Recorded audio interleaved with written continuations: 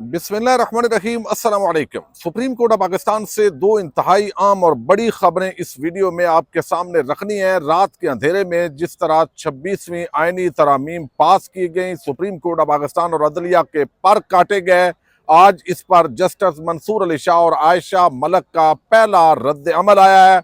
इस रद्द अमल के अंदर क्या इशारे मिले हैं उसकी कुछ तफसील मैंने आपके सामने रखनी है। फिर रात को जिस अंदाज के अंदर वारदात डाली गई है, अब सुप्रीम कोर्ट ऑफ पाकिस्तान के अंदर अमलन दो चीफ जस्टिस होंगे, अगरचे ये आईनी अदालत की बजाय आईनी बेंच बनाया गया है।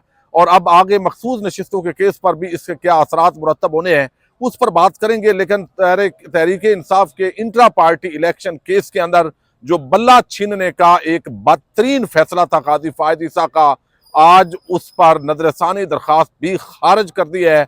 और हामिद खान ने किस तरह आज काजी साहब को खरी खरी सुनाई है, ये डिटेल भी आपके सामने रखनी है। उम्मीद है वीडियो आप समाप्त करेंगे और जिन दोस्तों ने अभी तक चैनल को सब्सक्राइब नहीं किया, अगर वो मुनासिब समझें तो चैनल को सब्सक्राइब कर लें। सबसे जो बड़ा मामला है वो तहरीक इंसाफ का इंट्रा पार्टी इलेक्शंस की बुनियाद पर बल्ला छीनने का वो बदतरीन फैसला था, जो इलेक्शन से तकरीबन एक माह पहले वो फैसला दिया गया।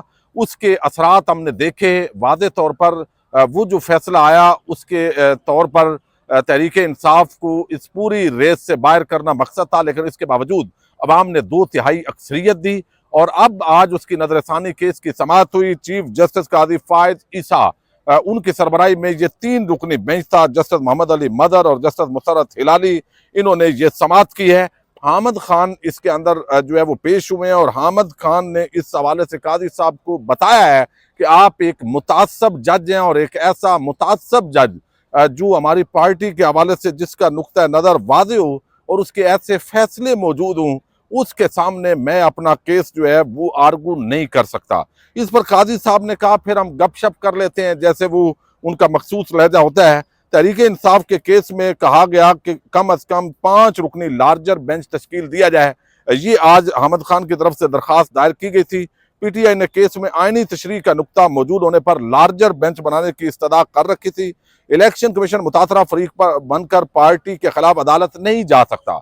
ये एक बड़ा आम नुक्ता है कि तहरीक इंसाफ के जो तमाम केसेज हैं उसके अंदर इलेक्शन कमीशन एक पार्टी बनकर अब वो सामने आ रहा है। और क्या इलेक्शन कमीशन इस तरीके से आ सकता है? मैं मौक़िफ़ बेंच की तश्कील के लिए practice and procedure act committee के तहत लार्जर बेंच बनाया जाए।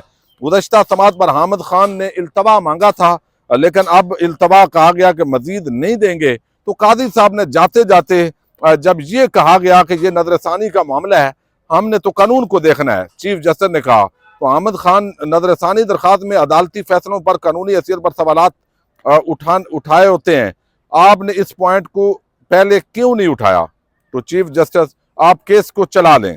अच्छा, अब यहाँ पे ये कहा गया कि अदालत सुनी काउंसिल इलेक्शन कमीशन केस के फैसले का पैराग्राफ देख लें। वो फैसला हम क्यों देखें, ये और मामला है, वो अलग मामला है। तो काजी साहब को कहा गया हामिद खान की तरफ से कि जो एक शख्स मुतासब है, मुतासब जज है, मैं उसके सामने दलाल नहीं देना चाहता। तो काजी पर आज अदम एतमाद की है। अब इस अदम एतमाद का कोई फायदा नहीं है, चूंकि जालिमों का काजी तो बिल आखिर जो है वो जा रहा है। अच्छा, अटारनी जनरल का भी इसके अंदर जिक्र हुआ, ये सारे मामलात हैं। अच्छा, दूसरी तरफ जो है वो हमने देखा है कि जिस तरह रात को आईनी तरमीम पास हुई हैं उसके अंदर अब सारी वारदात खुलकर सामने आ गई है। फजल रहमान साहब ने बड़ी बारीक वारदात डाली है और एन मौके पे जुडिशल कमीशन के अंदर भी जो वो प्रिजाइडिंग जज है उसको शामिल कर दिया गया।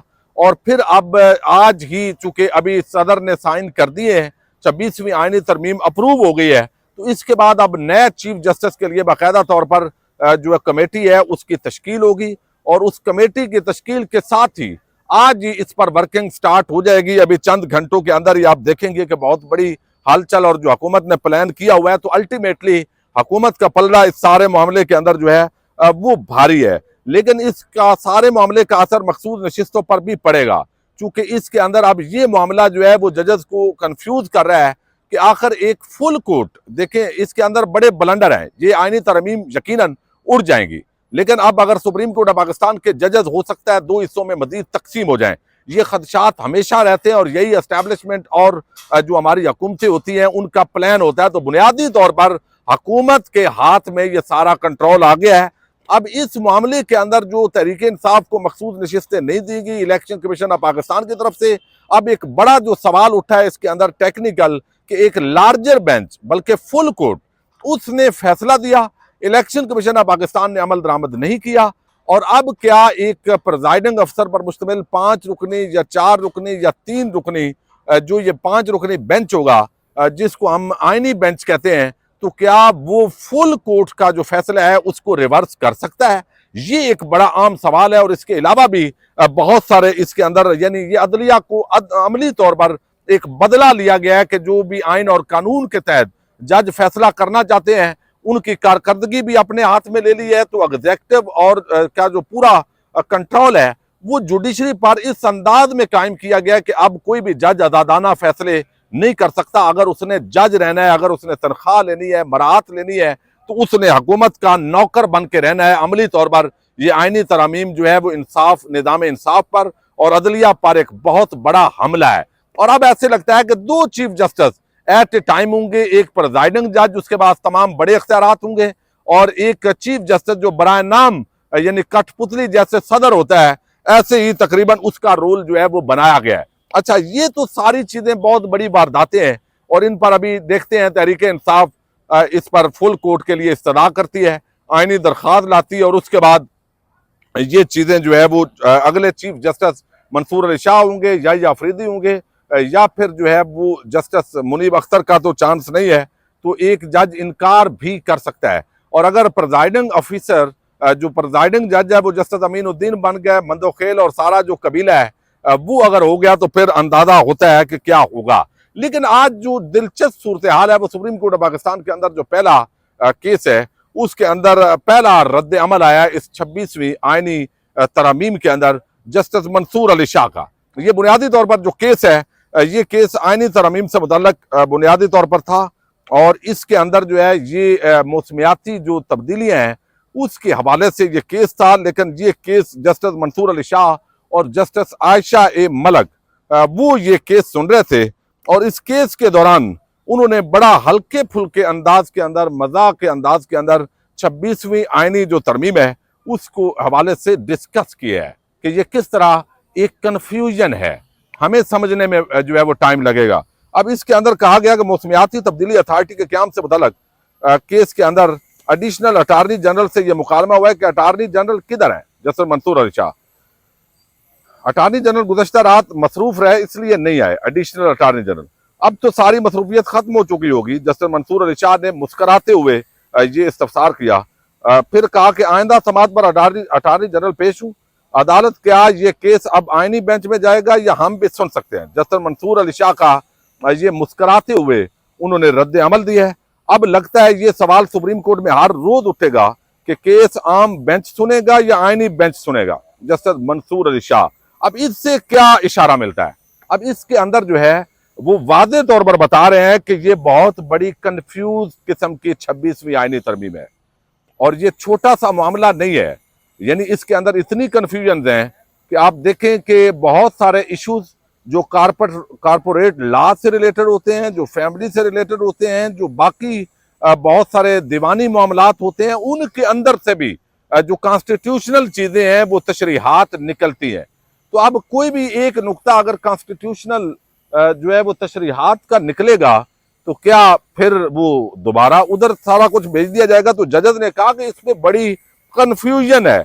अब लगता है सवाल सुप्रीम कोर्ट में हर रोज उठेगा कि केस आम बेंच सुनेगा या आईनी बेंच सुनेगा जस्टिस मंसूर अली शाह।